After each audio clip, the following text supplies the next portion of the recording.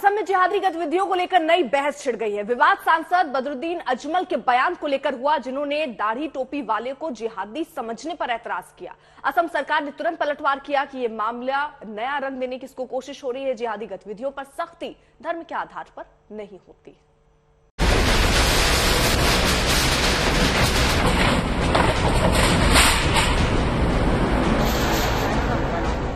असम के मोरीगांव में जमीउल हुदा नाम के इस मदरसे पर प्रशासन ने बुलडोजर चला दिया।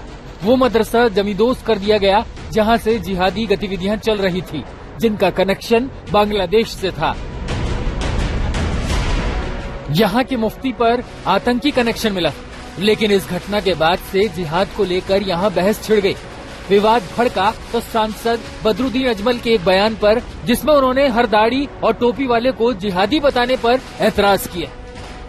अजमल ने ये तो माना कि आतंकी गतिविधियों में लिप्त मदरसा टीचर्स पर एक्शन ले, लेकिन सभी मुसलमानों को जिहादी बताने को गलत बताया।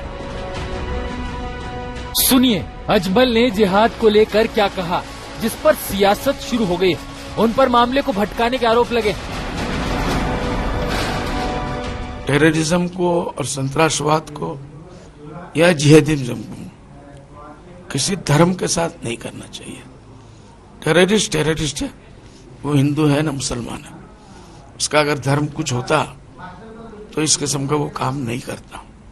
किसी ने दाढ़ी रख लिया, टोपी पहन लिया, इसका मतलब नहीं है कि सारे मुसलमान जिहादी हो गए, पर सारे मदरसे जिहादी हो गए। अजमल तो ये भी कह रहे हैं कि मदरसों का देश की आजादी में बड़ा रोल है, इसलिए सभी मदरसों को गलत निगाह से देखा नहीं जाना चाहिए। आज 75 साल से ज्यादा हो गए ये मदरसे चलते हैं और पूरे हिंदुस्तान में लाखों में ये मदरसे हैं।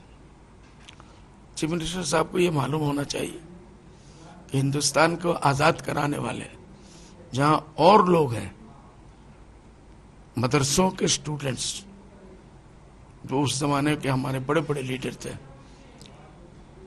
जलियांवाला बाग में उन्होंने जान दी, शहीद हुए,